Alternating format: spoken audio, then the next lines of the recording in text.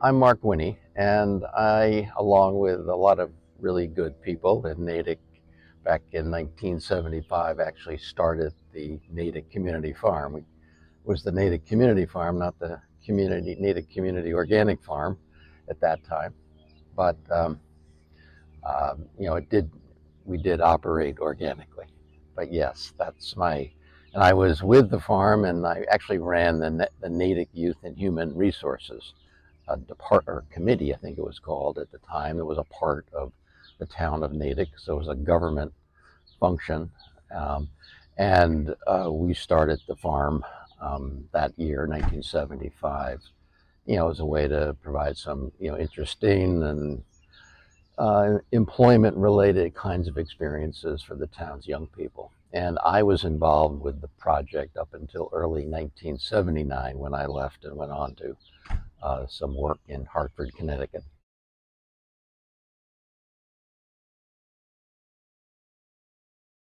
It was real helter-skelter. I mean, that's about the best description I can have. But we did everything by the seat of the pants. We did everything bootstrapped. We didn't have any money, so we had to beg, borrow, and even sometimes steal in order to put the whole project together.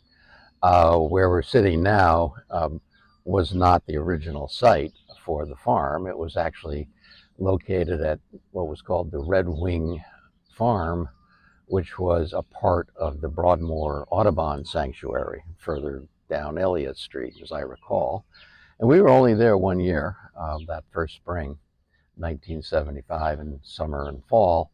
And then this property, is this still Memorial School? I guess it's still Memorial School, yeah. This property was something the town had bought in order to kind of provide for expansion of schools as they anticipated the population growing. I guess that didn't happen the way they thought it would. So eventually we were able to assume control over the entire property. And that was, so we started here in 1976. We basically moved from the Broadmoor Sanctuary to here in 1976 and started to cultivate the property that I can see when I drove in is still under cultivation. We also, at that time, started a maple sugaring program or project. We built a sugar shack, built it completely out of scratch from lumber that had been salvaged from an old house in Natick that me and some young people tore down with nothing but crowbars and hammers. It was a little dodgy, as you might say. And it was definitely not something that would pass muster today in terms of the way we operated. A lot of things that we did back then were, as I said, they were very kind of bootstrapped. And so anyway, we salvaged all this lumber. Had a great guy in town whose name was Ed Daly, a carpenter who volunteered most of his time, and together we built that shack. And that March, I think it was March, we started tapping maple trees, sugar maple trees around town. And that first year, we made about 50 gallons, maybe, of maple syrup, and that was a lot of fun. And about the same time, a few people in town who were part of what was then called the Bicentennial Commission, which would be 1976, 200 years of American independence, decided that they wanted young people to restore the barn that is immediately behind you. And though, of course, it's not the same barn, but it was a barn that was here, built in about 1840, I think. That's my recollection. And it was a real mess. And it was not being used for anything, and the town thought it was an insurance hazard, which it was. And either they were going to tear it down or they wanted something done with it. So again, we salvaged lumber, we brought in young people and cobbled together some youth employment programs so we could actually pay people. We got a little bit of money to hire one or two carpenters also. So it was a pretty interesting project. I mean, putting it all together, it took a lot of work, a lot of love. a lot of enthusiasm. And, I think that was the one thing that I really remember the most about working here and being part of this community was that, people literally came together in the old barn style raising of supporting, something that mattered to them, and, restoring an old barn, making it, sort of repurposing it so that it could be an educational facility for young people. That was something that seemed to matter to people. Sort of, inherently in their nature, they really saw that as valuable in the same way that they saw the rest of the farm. So, within a matter of just 2 years, we had gone from having, a couple of acres under cultivation. I don't know, we were tapping 200 or 300 sugar maple trees around town, making maple syrup. We were in the process of restoring the barn and starting to bring some farm animals onto the property. So that was really kind of the quick and messy. They always say you don't want to see the sausage being made. And this was definitely a case of you did not want to see a lot of what happened back then. But here it is, and in probably various incarnations, which is lovely.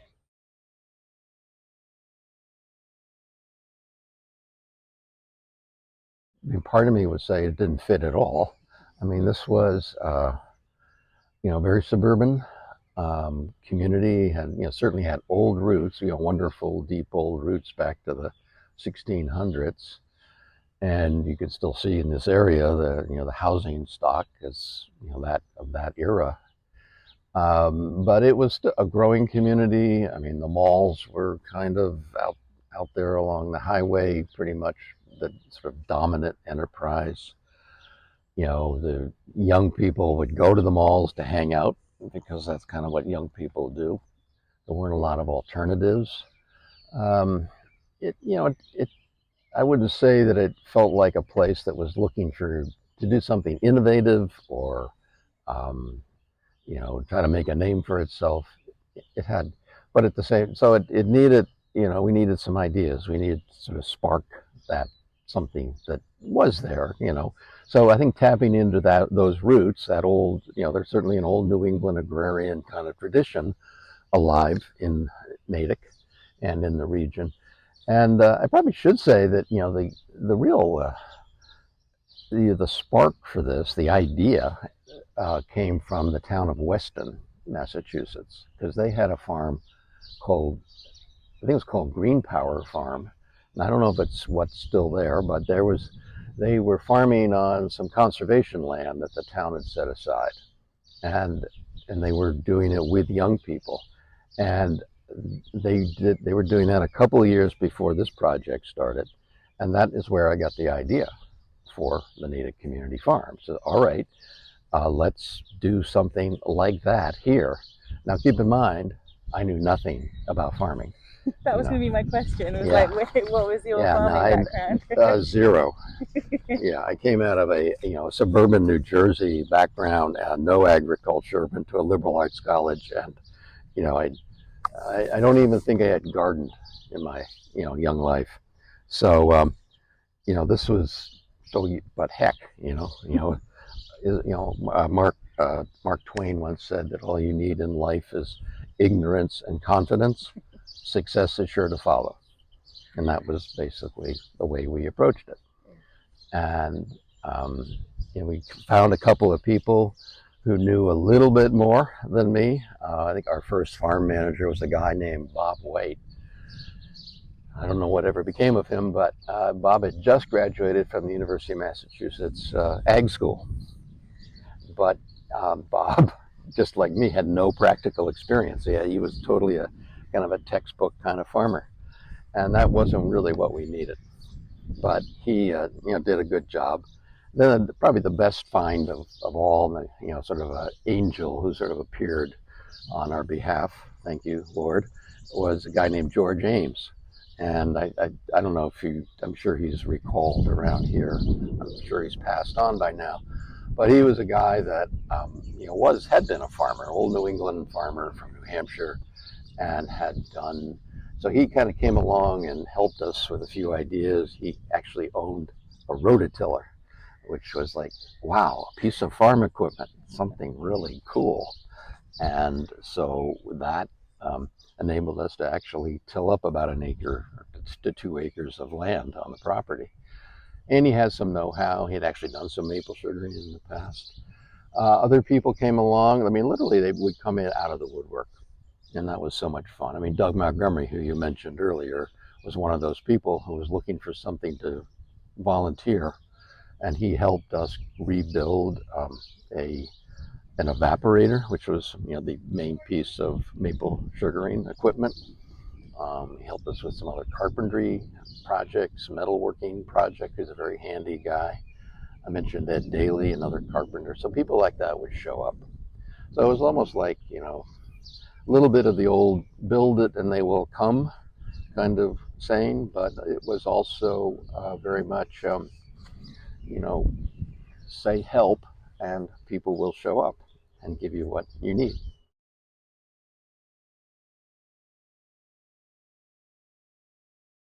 I just took a walk through. Yeah, we can go through. And did you see the greenhouse? I saw the greenhouse. I mean, it's all much better than, brand new and beautiful, and a lot of, but still a lot of craftsmanship in that new barn. Yeah, just the way it was, when the original. Yeah. There wasn't a nail other than like in the floorboards. There wasn't a nail in that barn. It was all that, what's it called, peg and hole kind of construction that they used back then. But yeah, it was a beautiful piece of work. It was a shame it was lost, but this is what happens. You sort of reinvent things, and nothing stays around forever. But if it's worth it, if it's a good idea, if it makes a contribution to the community finds a way to bring it back in a slightly new form.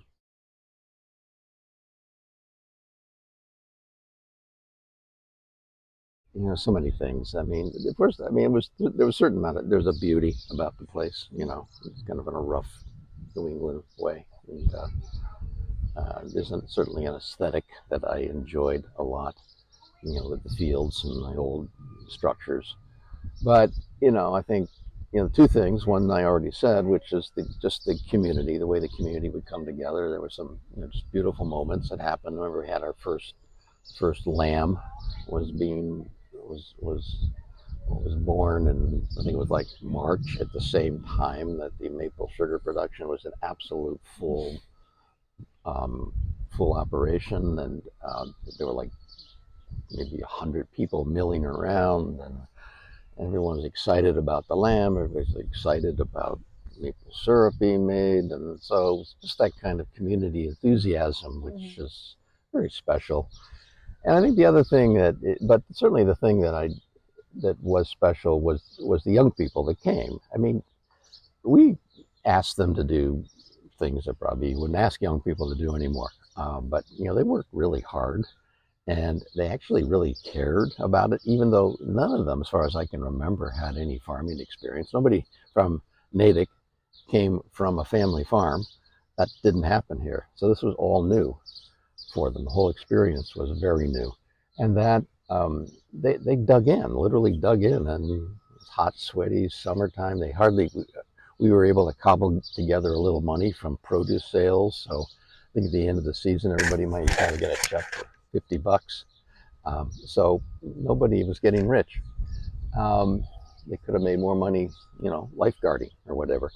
But they just seemed to really gravitate toward it. And so I still believe to this day, after many years of reflection, that there's something about a farming experience that speaks to something we need, intrinsically need, in order to feel human.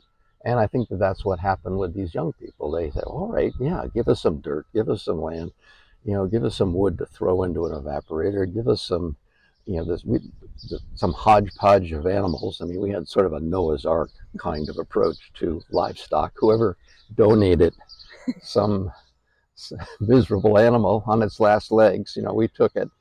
But the young people just warmed up to that very quickly. So I think the farm really spoke to something that was necessary for them, that was missing, that just wasn't there.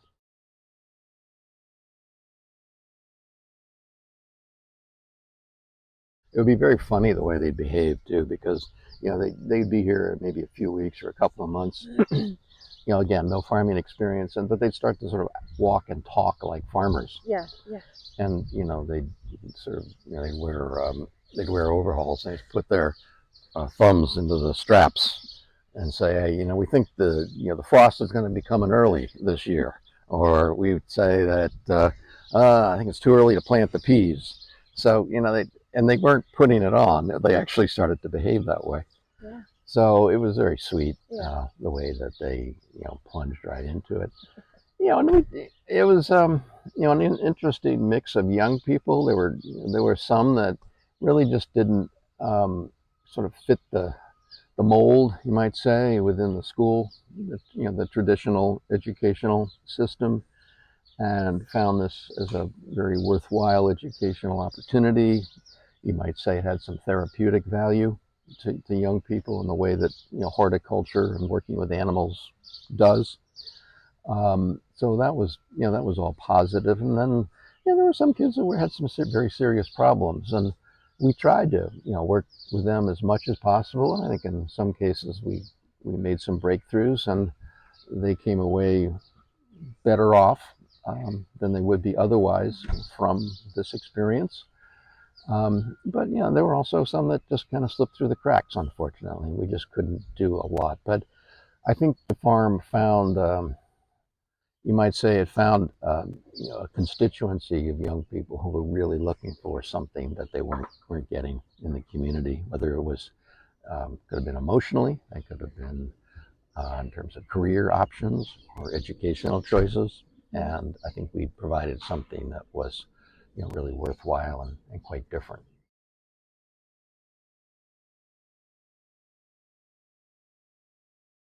I can't say that I really learned how to become a farmer, probably just as well, but I was inspired by the farm and the idea of food, working with food as a way to change a community, food as a way to change society, food as a way to make a big difference in people's lives.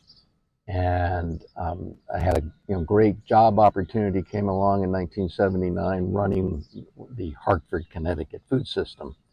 And I stayed there for 25 years. And, it was that, to me, that was a life-changing experience. But it was a very obvious progression. So going from here at the Natick Community Farm, literally hands in the dirt, working with people that, needed some guidance, organizing a project, bringing together all these elements of a community, that gave me this sort of the stepping stones I needed to do bigger work in Hartford, where I was organizing a whole food system, community food system. And, it took me into organizing food co-ops and farmers markets and community-supported agriculture farms and a long list of things. It also took me into writing, and I had written 4 books about food. My first book, Closing the Food Gap, Resetting the Table in the Land of Plenty, not to make a plug for myself, but there's a big section on the Natick Community Farm in that book. So that's, the work that I started here very much applied to what I did in Hartford and even beyond. So from writing, and then I got engaged in sort of bigger food policy work at the local and state and national levels. And here I am sort of semi-retired, but still writing and still working and consulting and speaking occasionally on food topics.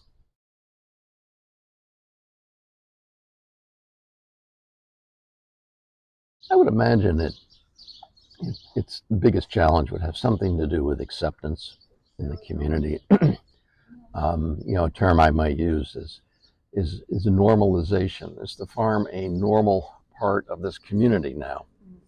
And I would suspect that it's far more normalized than it was when we started it. People didn't really get it. I mean, you got to sort of realize since World War II and the sort of progression of growth in American communities and suburbs during like the 50s and 60s was away from farming. I mean, you wanted to put as much distance between yourself and farming as possible. And it was somewhere in the 1970s when that started to change, and people realized they were losing something in that process. And I think that this farm sort of helped to sort of, put the brakes on that notion that we need to distance ourselves from agriculture and our food supply, and the experiences that are inherent in that work. And so so I think the farm sort of, again, it said, all right, this matters. This should be a part of this community, and we can't forget our agricultural past. And it shouldn't just be some nostalgic remembrance. It should be a working farm, which is what this is. And I'm sure I know the progression of agriculture in Massachusetts has been, there's been ups and downs, and I think, a good healthy sort of revival of local food and local food systems and understanding the role that they play. That's happened, and that's very positive. And I would say that, again, the challenge and what needs to, what this community needs to keep in mind is that this is a special place, and it needs to remain a special place, and it also at the same time needs to be here to be a normal part of how we get our food. The educational, sort of the aesthetics of the place, and all those values are important.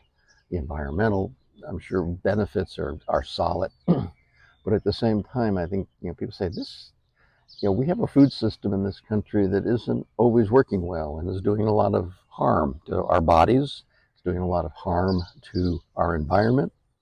And, by localizing food, our food production, and by, paying attention to the organic aspect of things and sustainability of our food system, we're going to ensure a much healthier community and a much healthier environment, and definitely a healthier, crop of young people coming along.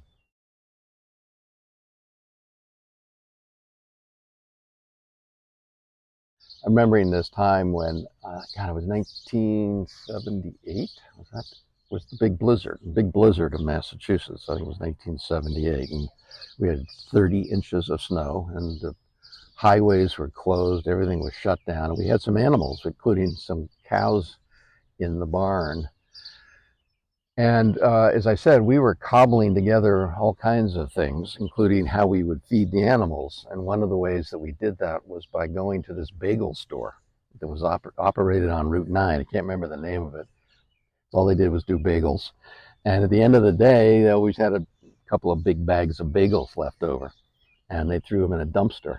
And so with their permission, we went and picked out of the dumpster these giant bags of bagels. Well, one time we went in there just before the snowstorm.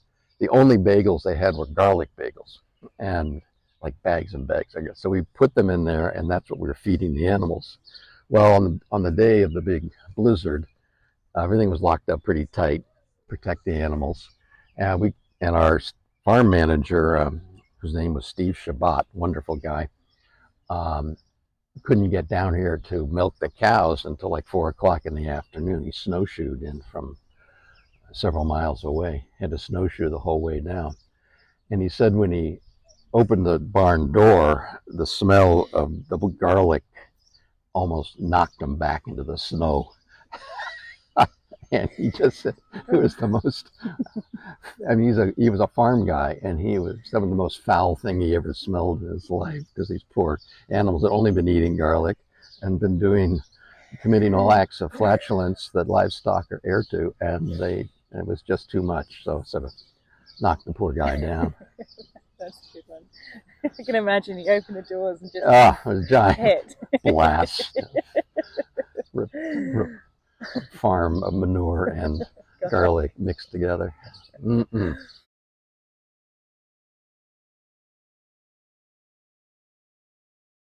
I think that what's important about this place, and it was then, and I hope it remains so now, is that you have an alternative here, and one that should be normalized.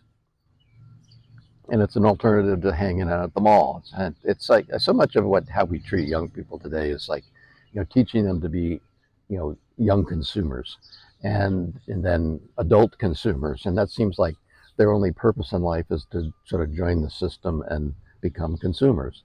Well, I think the farm then provided a very healthy and um, productive alternative to that. And I hope now that might be sort of translated into what does it help us reduce screen time? Does it help us to manage social media? Is there a way that this operation today fits into the new challenges that young people face? And I hope that that's what is going on.